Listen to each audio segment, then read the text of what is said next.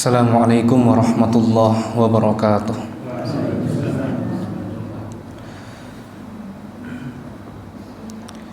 Alhamdulillah, alhamdulillahilladzi anzala as-sakinata fi qulubil mu'minin. Alhamdulillahi ala kulli hal. Alhamdulillahilladzi bi ni'matihi tatimmus shalihat.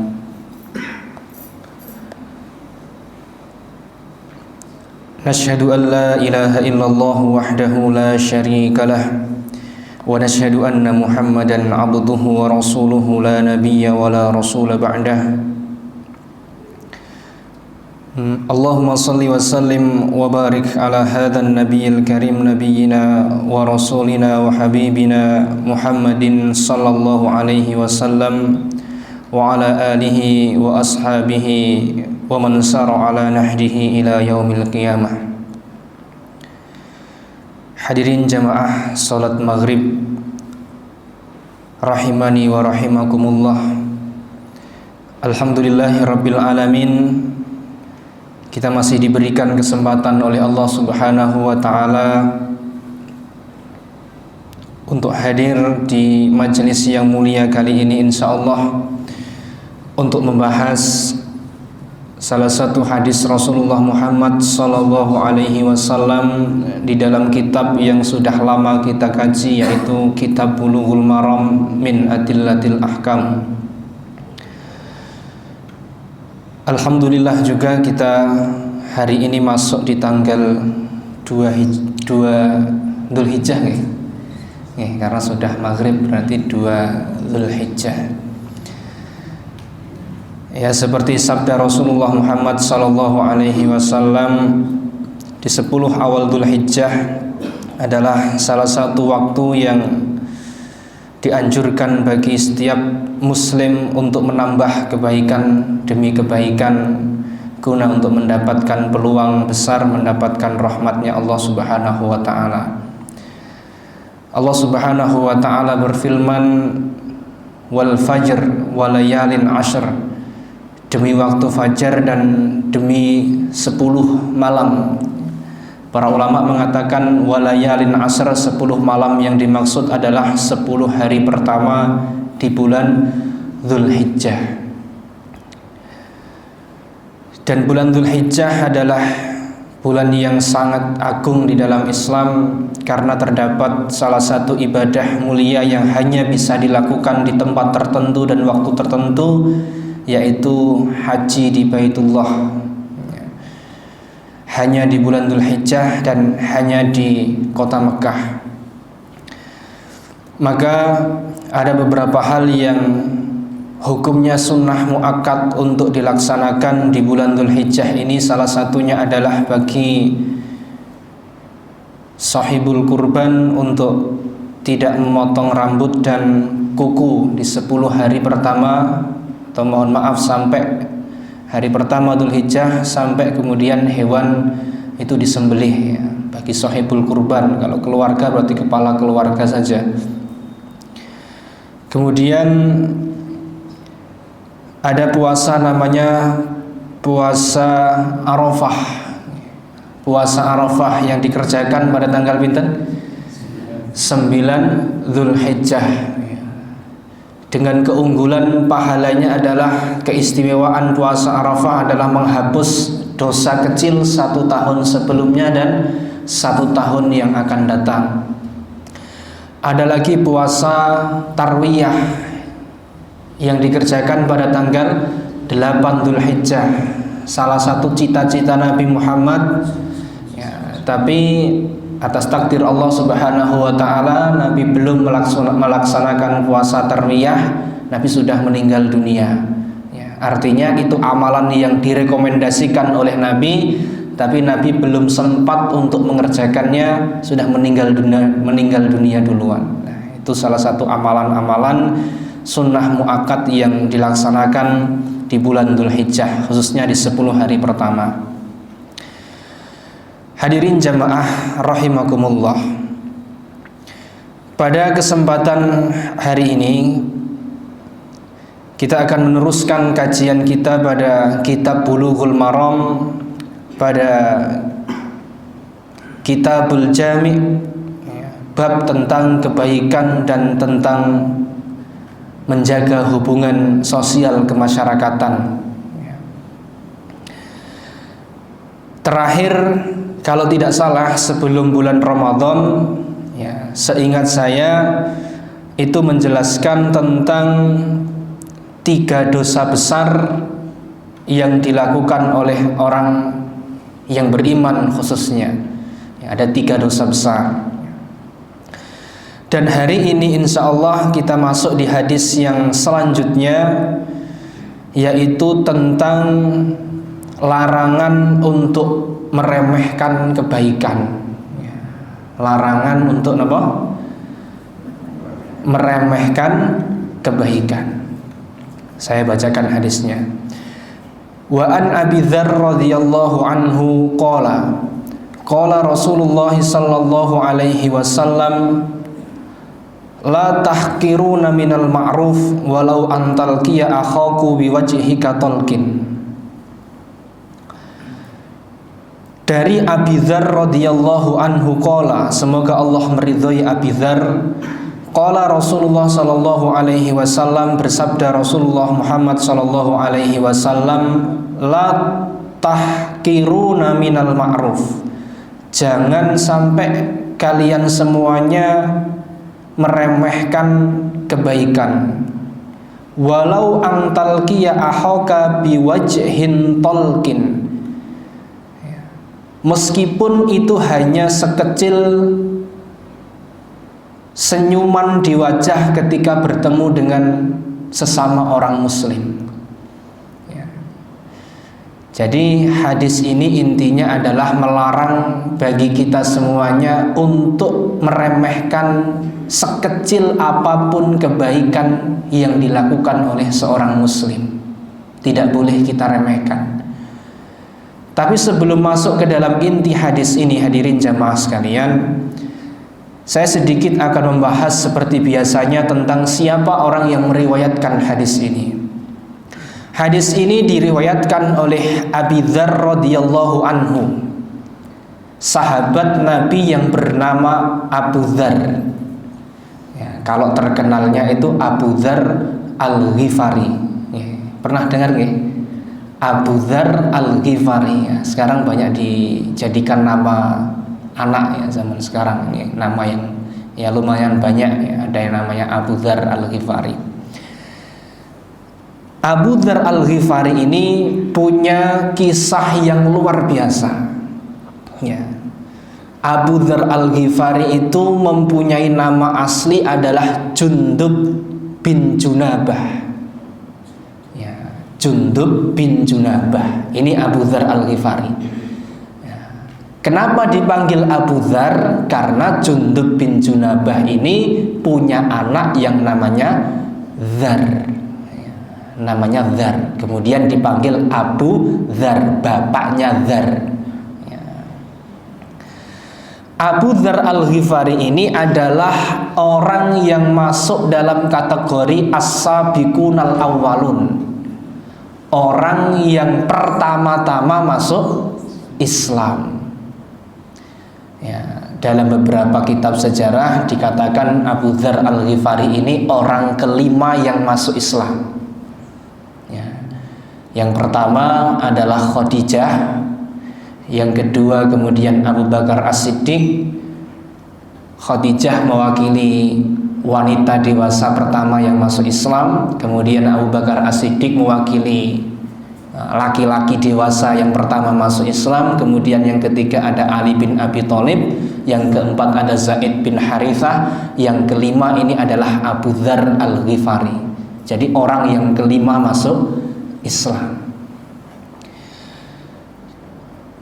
Yang keempat yang saya sebutkan tadi, orang yang pertama masuk Islam, dari Khadijah sampai Zaid bin Harithah, itu semuanya adalah orang asli Mekah. Jadi wajar. Tapi yang unik adalah Abu Dzar Al-Ghifari bukan orang Mekah, tapi kok bisa menjadi orang yang pertama-tama masuk Islam. Karena Abu Dzar Al-Ghifari itu berasal dari suku yang namanya Ghifar. Jadi ada daerah yang dekat dengan Arab, dekat dengan Mekah, itu nama daerahnya adalah Ghifar. Sukunya dikenal dengan suku Ghifar. Maka Abu Dzar berasal dari Ghifar, maka julukannya Abu Dzar Al-Ghifari, Abu Dzar yang berasal dari Ghifar. Konon katanya suku Ghifar ini adalah suku dengan tindakan kriminal yang sangat tinggi. Orangnya besar-besar, gagah-gagah, kuat-kuat, ahli berkelahi, ahli dalam kriminal. Itu orang Ghifar terkenalnya. Maka tidak heran Abu Dzar Al-Ghifari itu adalah salah seorang sahabat Nabi yang punya keberanian luar biasa. Kendali luar biasa Abu Dzar Al-Ghifari. Badannya besar, warnanya gelap, punya keberanian yang hampir sama dengan Umar bin Khattab radhiyallahu anhu. Itu Abu Dzar Al-Ghifari. Dan Abu Dzar Al-Ghifari itu merupakan satu dari sedikit orang Ghifar yang punya hati yang masih bersih. Dia tidak suka mencuri seperti kebanyakan orang Ghifar. Dia tidak suka dengan pembunuhan. Pokoknya orang ini hatinya masih bagus. Tidak suka melakukan tindak kriminal seperti teman-teman yang lain. Maka pada hari pertama kemunculan Rasulullah Muhammad SAW saat menerima wahyu, kabar ini kan otomatis terdengar oleh seluruh orang-orang yang di sekitar Mekah. Nah, ternyata kabar Nabi Muhammad menerima wahyu ini terdengar di suku Ghifar. Terdengar di telinga Abu Dzar Al-Ghifari. Ternyata ada orang Mekah namanya Muhammad, dia mendapatkan wahyu. Abu Dzar langsung penasaran karena hatinya masih bersih, mudah menerima hidayah dari Allah.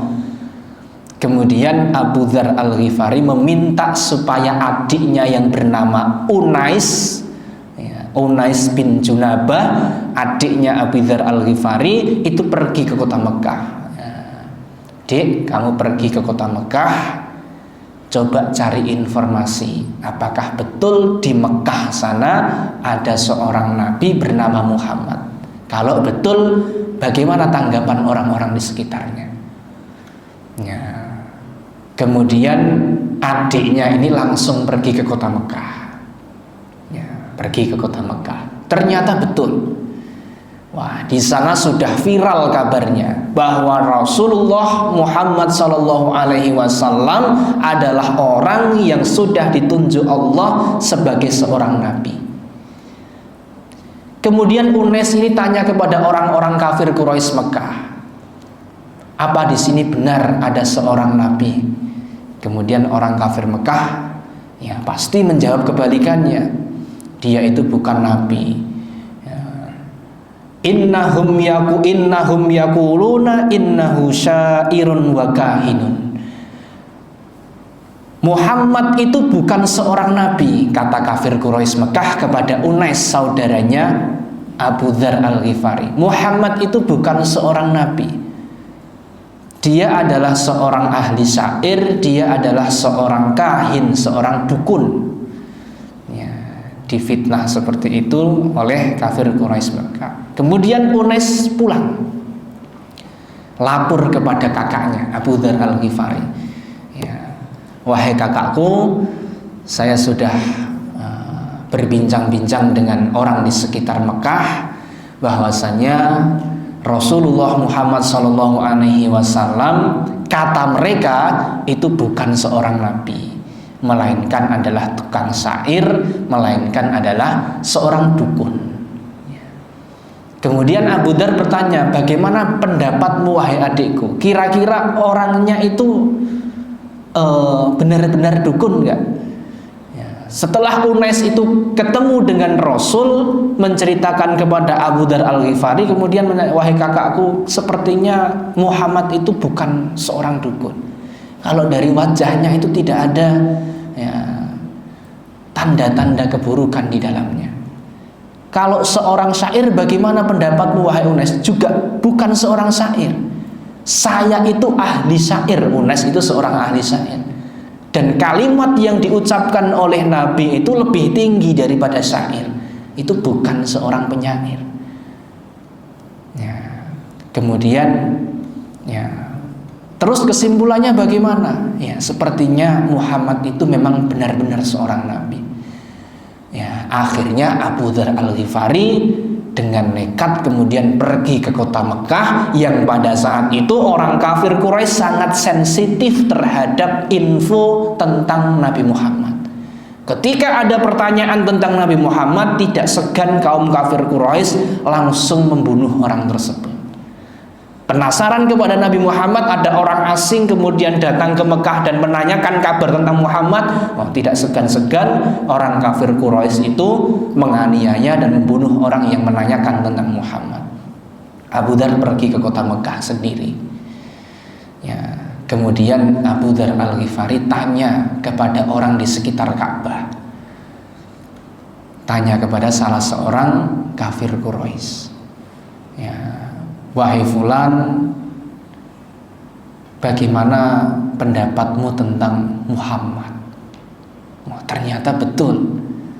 Abu Dzar bertanya tentang keadaan atau pendapatmu tentang Muhammad. Pada saat itu juga orang yang ditanyai Abu Dzar berteriak bahwasanya ini ada orang yang ingin memeluk agama Muhammad SAW. Kemudian langsung orang kafir Quraisy Mekah itu menyerang Abu Dzar Al-Ghifari sampai kemudian Abu Dzar tidak sadar dalam kondisi yang seperti itu sendirian. Ya. Kemudian setelah bangun dari dianiaya oleh orang kafir Quraisy, kemudian Abu Dzar pingsan, kemudian bangun. Abu Dzar Al-Ghifari kemudian, ya namanya orang jauh nih, orang asing ke situ nggak punya bekal makanan, dia menghampiri sumur Zam-Zam. Ya. Kemudian karena tidak punya makanan dan lapar, hari kedua dia minum air Zam-Zam, ya, di dekat Ka'bah. Minum air Zam-Zam, kemudian keesokan harinya lagi dia belum menjumpai Rasulullah. Sampai kemudian dia bertahan di dekat air Zam-Zam situ adalah salafuna ayyam, 30 hari. Dia menunggu siapa Nabi Muhammad itu. Bagaimana caranya ketemu dengan Nabi Muhammad tanpa lewat orang kafir Quraisy. Karena kalau bertanya lagi, ya pasti dibunuh oleh orang kafir Quraisy. Ya, jadi 30 hari Abu Dzar menunggu Muhammad di dekat Zam-Zam sambil setiap harinya minum air Zam-Zam tanpa makan makanan sedikit pun. Ya. Dan inilah air Zam-Zam. Air Zam-Zam salah satu air yang punya keajaiban-keajaiban tertentu yang disampaikan oleh Nabi Muhammad bahwa ma'u Zam-Zam liman syaribiha, tergantung bagaimana orang minumnya, pengen apa. Kalau minum air Zam-Zam pengen kenyang, dia akan kenyang. Kalau minum air Zam-Zam pengen rizkinya lancar, dia akan rizkinya lancar. Tergantung orang minum Zam-Zam itu niatnya mau apa. Nah, Abu Dzar Al-Ghifari 30 hari minum air Zam-Zam itu pengennya adalah supaya badannya kuat. Dan ternyata betul. Abu Dzar Al-Ghifari menceritakan bahwa 30 hari saya minum air Zam-Zam, tubuh saya tambah kuat dan badan saya tambah besar tanpa makan makanan apapun yang mengandung karbohidrat dan lain sebagainya. Dia hanya air saja, tapi bisa membuat tubuhnya menjadi besar. Ya, agak gemuk dengan minum air Zam-Zam saja. Ya. Kemudian Abu Dzar Al-Ghifari ini di hari ke-30-nya malam hari dia melihat di sekitar Ka'bah ada 2 orang laki-laki. Tentu yang pertama adalah Rasulullah dan orang yang kedua adalah Abu Bakar As-Siddiq.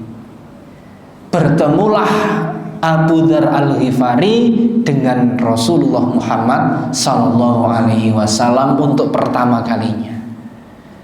Kemudian dari kejauhan Abu Dzar Al-Ghifari sudah punya rasa, sepertinya ini adalah Muhammad SAW. Abu Dzar Al-Ghifari kemudian mengucapkan Assalamu alayka ya Rasulullah. Dan konon ini merupakan salam pertama yang diucapkan di dalam Islam. Itu adalah lafadz dari Abu Dzar Al-Ghifari, orang pertama yang melafadzkan salam, ya, yang kemudian kita sering amalkan.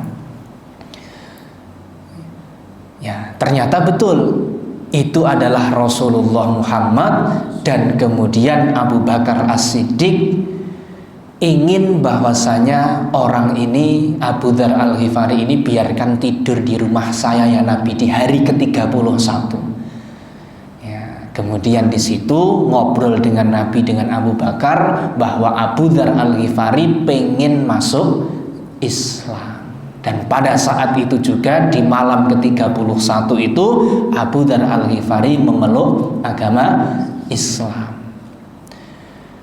Kemudian karena Abu Dzar Al-Ghifari ini adalah orang yang sangat pemberani, Abu Dzar Al-Ghifari ini diperintahkan oleh Nabi supaya jangan diumumkan kepada orang kafir Quraisy Mekah kalau kamu masuk agama Islam. Ya. Rahasiakan identitas keislamanmu wahai Abu Dzar Al-Ghifari. Tapi karena Abu Dzar Al-Ghifari ini orang yang sangat pemberani, Abu Dzar ini kemudian diutus pulang oleh Nabi lewat dekat Ka'bah. Abu Dzar mengatakan, ya, asyhadu an la ilaha illallah wa asyhadu anna Muhammadar Rasulullah. Di dekat Ka'bah, yang mana orang di dekat Ka'bah itu banyak orang kafir Quraisy. Ya, akhirnya Abu Dzar Al-Ghifari dikeroyok oleh orang kafir Quraisy, sampai kemudian ada seorang paman Nabi yang melindungi Abu Dzar Al-Ghifari yang bernama Abbas bin Abdul Muthalib. Pada saat itu Abbas belum masuk Islam, dilindungi orang ini. Ya, wailukum ya masyaril haram, celakalah kamu wahai orang penduduk kota Mekah. Kenapa? Yang kamu keroyok ini adalah salah satu perwakilan dari suku Ghifar, yang mana suku Ghifar itu adalah orang dengan kekuatan yang luar biasa. Kalau andekan Abu Dzar Al-Ghifari ini meninggal, tentu kafir Quraisy Mekah akan dikeroyok oleh suku Al-Ghifar. Akhirnya dilepaskan Abu Dzar Al-Ghifari, diperintahkan oleh Rasul untuk berdakwah di suku Ghifar, dan alhamdulillah berkat Abu Dzar Al-Ghifari suku Ghifar itu hampir semuanya masuk Islam. Ini Abu Dzar Al-Ghifari. Dan yang luar biasa lagi jamaah sekalian, Abu Dzar Al-Ghifari ini adalah orang yang menaklukkan, namanya sekarang Baitul Maqdis, Palestina. Ini Abu Dzar Al-Ghifari di masa pemerintahan Khalifah Umar bin Khattab. Abu Dzar Al-Ghifari yang menaklukkan Palestina, yang mengambil alih Baitul Maqdis itu adalah Abu Dzar Al-Ghifari dan kawan-kawan. Ini salah satu, ya, jasa dari Abu Dzar Al-Ghifari. Abu Dzar Al-Ghifari orangnya sangat tawadhu, sangat sederhana di dalam hidupnya.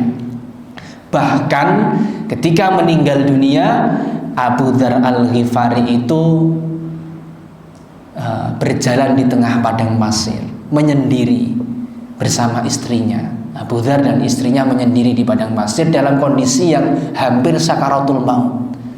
Ya, dia malah menjauh dari kampungnya dan di tengah padang pasir.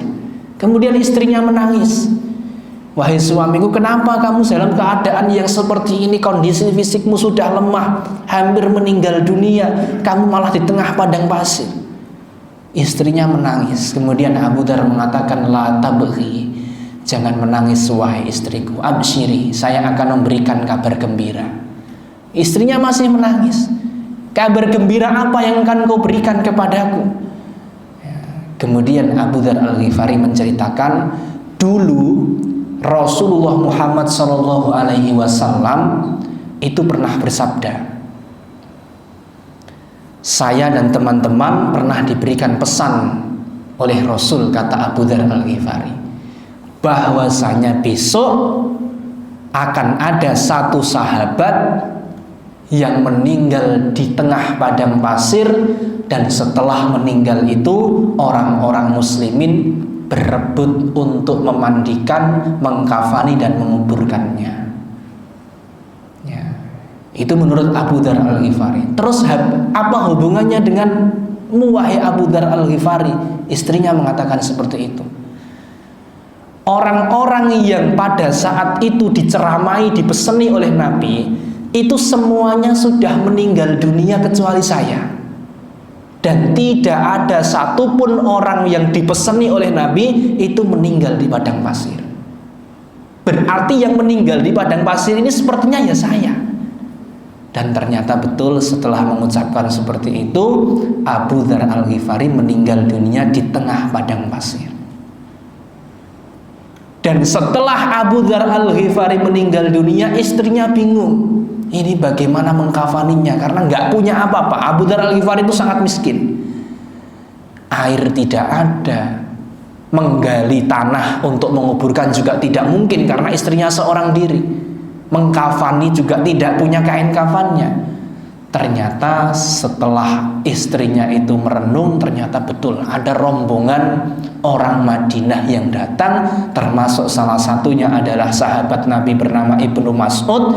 Dia datang kemudian memandikan jenazahnya Abu Dzar Al-Ghifari dan berebut untuk mensolati jenazahnya bersama dengan banyak sekali orang Madinah. Ini membuktikan bahwasanya Rasulullah Muhammad SAW adalah orang yang bisa memastikan masa depan. Bukan hanya memprediksi, tapi apa yang disampaikan oleh Nabi di masa yang akan datang itu pasti terjadi.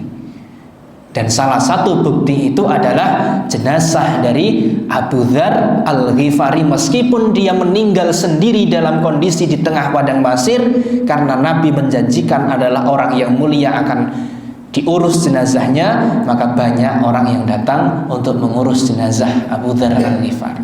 Dia orang yang sangat luar biasa. Hadirin jamaah yang dimuliakan oleh Allah Subhanahu wa taala. Dan hadis ini masuk ke dalam hadisnya yang diriwayatkan oleh Abu Dzar Al-Ghifari ini adalah jangan meremehkan kebaikan atau pahala dari Allah Subhanahu wa taala. Kenapa seperti itu? Biasanya kalau orang itu sudah meremehkan kebaikan, dia akan lama tidak lama akan meninggalkan kebaikan tersebut dan mempunyai sifat sombong. Maka dalam ayat Al-Quran Allah Subhanahu wa ta'ala berfirman, wa amma man bakhila wastaghna wa kadzdzaba bil husna fasanuyassiruhu lil usra. Ada kelompok manusia, kata Allah Subhanahu wa taala, yang mohon maaf, fasanuyassiruhu lil usra, jalan menuju nerakanya itu dimudahkan oleh Allah. Ya, jalan untuk dia disiksa itu dimudahkan oleh Allah. Ini naudzubillahi min dzalik. Ada 3 orang yang seperti itu. Pertama adalah wa amma man bahila, orang yang pelit, ya, bahil. Ya, orang yang bahil itu jalan menuju nerakanya dimudahkan oleh Allah Subhanahu wa taala. Yang kedua Allah Subhanahu wa taala menyebutkan wastaghna. Nah, ini adalah istilah yang mungkin panjenengan belum banyak tahu. Ada dalam Islam itu sifat istighna. Kalau bahil sudah paham ya? Bahil itu pelit. Pelit itu, tapi di dalam Islam pelit tidak hanya tentang materi. Ada orang pelit masalah tenaga. Ada. Zaman Nabi juga ada orang yang tidak mau perang, dia pelit masalah tenaga. Ada orang yang pelit mendoakan orang lain. Atau man bahila bis salam, kata Nabi, orang yang bahil mengucapkan salam, mendoakan orang lain, ya, dia malas untuk mendoakan orang lain. Itu masuk dalam kriteria orang bahil, ya. Itu bahil ya, macamnya banyak ya. Mungkin yang sering kita tahu adalah bahil dalam harta, tapi dalam Islam bahil tidak hanya di dalam harta. Ada bahil dengan doa, ada bahil dengan tenaga. Itu yang pertama. Orang bakhil jalan menuju nerakanya akan dimudahkan oleh Allah Subhanahu wa taala. Yang kedua adalah istighna bil ajr. Orang yang merasa cukup dengan pahala yang dimilikinya. Nah, ini mungkin di telinga kita jarang mendengar. Padahal di dalam ayat Al-Quran mungkin beberapa dari panjenengan sudah hafal di surat Al-Lail. Wa amma man bahila wastaghna wa kadzdzaba bil husna fasanuyassiruhu lil usra. Istighna bahaya sekali di dalam agama Islam. Orang yang merasa cukup dengan pahala yang dimilikinya, orang yang merasa cukup dengan kebaikan-kebaikan yang sudah dilaksanakannya, ya, artinya dia akan meremehkan kebaikan. Ya, ini biasanya kita melakukan ini tidak sadar, tidak sadar. Niatnya baik, tetapi justru kita meremehkan kebaikan. Contohnya begini hadirin jamaah sekalian. Maka di dalam kaidah usul fikih, saling mendahulukan di dalam kebaikan atau pahala itu hukumnya adalah makruh. Nih. Kalau dalam urusan yang lain saling mendahulukan itu hukumnya adalah sunnah. Ya, misalkan makan saling mendahulukan sunnah, karena bukan ada hubungannya dengan pahala, bukan berhubungan dengan masalah ibadah. Tapi kalau masalah pahala itu saling mendahulukan hukumnya makruh. Contohnya gimana? Contohnya adalah misalkan panjenengan masuk di sholat jamaah, kemudian di sini ada satu shaf yang kosong di shaf pertama. Panjenengan datang berdua, atau panjenengan duluan lah. Kemudian ada teman panjenengan yang datang setelah itu. Ada shaf pertama yang kosong, kemudian panjenengan mempersilahkan orang lain untuk maju di shaf pertama. Itu artinya panjenengan saling mendahulukan di dalam kebaikan. Dan itu hukumnya adalah makruh. Tidak boleh orang mendahulukan sesuatu di dalam kebaikan, di dalam sesuatu ibadah, tidak boleh. Saya tak di shaf kedua saja, panjenengan yang di shaf pertama. Lah ini tidak boleh di dalam Islam. Ini banyak sekali kejadian.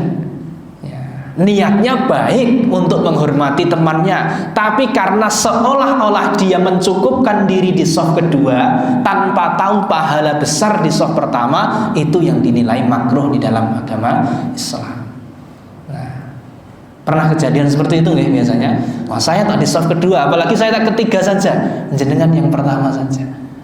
Ya, maka pernah saya bahas di sini, kalau ada anak kecil di shaf pertama, tidak boleh dipaksa untuk mundur di shaf kedua.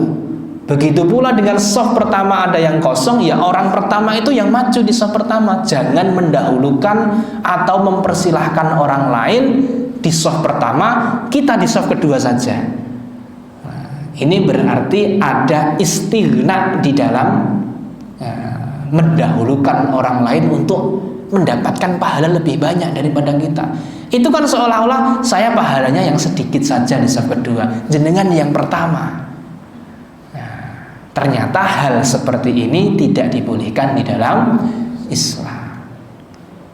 Atau contohnya begini, misalkan di sekitar kita ada satu orang yang sangat miskin, atau katakanlah yatim piatu.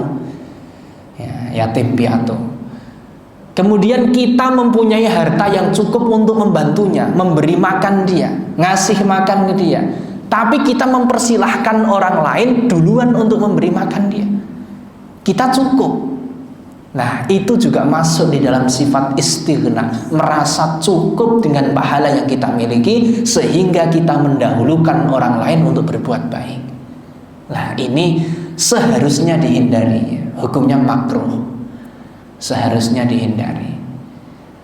Ada contoh lagi tapi jarang terjadi, misalkan ya, tidak ada air, kemudian hanya ada misalkan satu timba air yang cukup untuk satu orang berwudu. Ya. Panjenengan mempersilahkan orang lain, gunakan air wudu ini saja, saya tak tayamum. Ini juga masuk di dalam kategori istighna. Ya, mempersilahkan orang lain mendahului untuk mendapatkan pahala yang lebih banyak.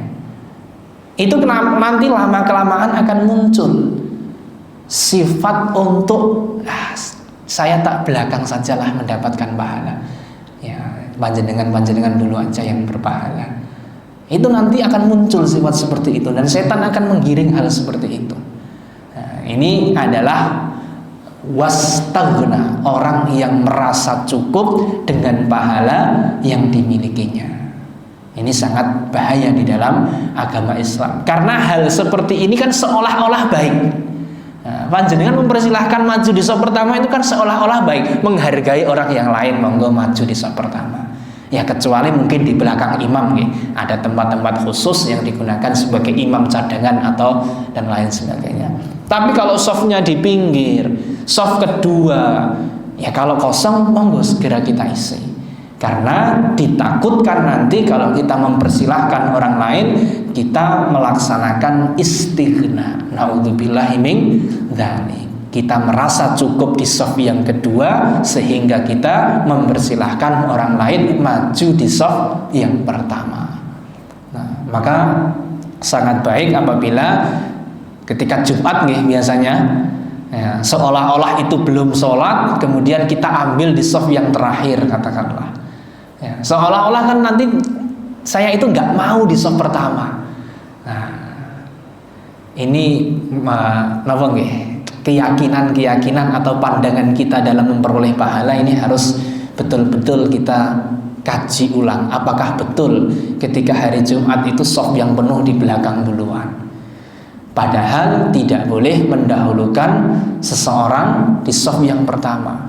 Datang duluan ya mengisi saf yang pertama, karena saf pertama pahalanya tidak bisa dibandingkan dengan saf yang kedua. Saf kedua tidak bisa dibandingkan dengan saf yang ketiga. Rasulullah SAW mengatakan, andai kata saf pertama itu bisa diperoleh dengan cara undian, maka sahabat itu rela undian untuk mendapatkan saf yang pertama. Masa kita mempersilahkan orang lain untuk mendapatkan hadiah besar dari Allah Subhanahu wa Ta'ala? Nah, ini yang ditakutkan adalah istighna. Dan itu akan membawa kita sadar tidak sadar akan meremehkan pahala dari Allah Subhanahu wa Ta'ala. Na'udzubillahi min dzalik. Itu sifat istighna. Dan orang yang istighna itu jalan nerakanya akan dimudahkan oleh Allah Subhanahu wa Ta'ala, karena dia sombong dan merasa cukup dengan pahala yang dimilikinya. Dan yang kemudian yang ketiga adalah wa kadzdzaba bil husna. Orang bakhil, orang istighna dengan pahala, orang yang wa kadzdzaba bil husna, orang yang tidak meyakini adanya surga dan neraka, itu jalan ke nerakanya akan dimudahkan oleh Allah Subhanahu wa Ta'ala. Na'udzubillahi min dzalik. Berarti kebalikannya, kalau mendapatkan surganya dimudahkan oleh Allah Subhanahu wa Ta'ala, dia harus melakukan yang pertama adalah menghindari bakhil, jelas. Yang kemudian wasaddaqa bil husna, ya, dia meyakini kalau surga itu ada. Ya, dia meyakini kalau surga itu ada. Jadi syarat orang masuk surga itu yang pertama adalah ya dia harus yakin kalau surga itu ada. Wasaddaqa bil husna. Ya, orang yang seperti ini kan fasanu yassiruhu lil yusra. Jalan surganya akan dimudahkan oleh Allah Subhanahu wa Ta'ala. Kemudian wattaqo, orang yang bertakwa kepada Allah Subhanahu wa Ta'ala. Dan yang selanjutnya adalah orang yang dermawan. Ya, lawan katanya bakhil, dan itu orang-orang yang menuju surganya akan dimudahkan oleh Allah Subhanahu wa Ta'ala. Ya, mungkin ini yang bisa kami sampaikan. Ya, kurang lebihnya mohon maaf yang sebesar-besarnya. Billahi taufik wal hidayah. Kita akan sambung di lain kesempatan insyaallah. Assalamualaikum warahmatullahi wabarakatuh.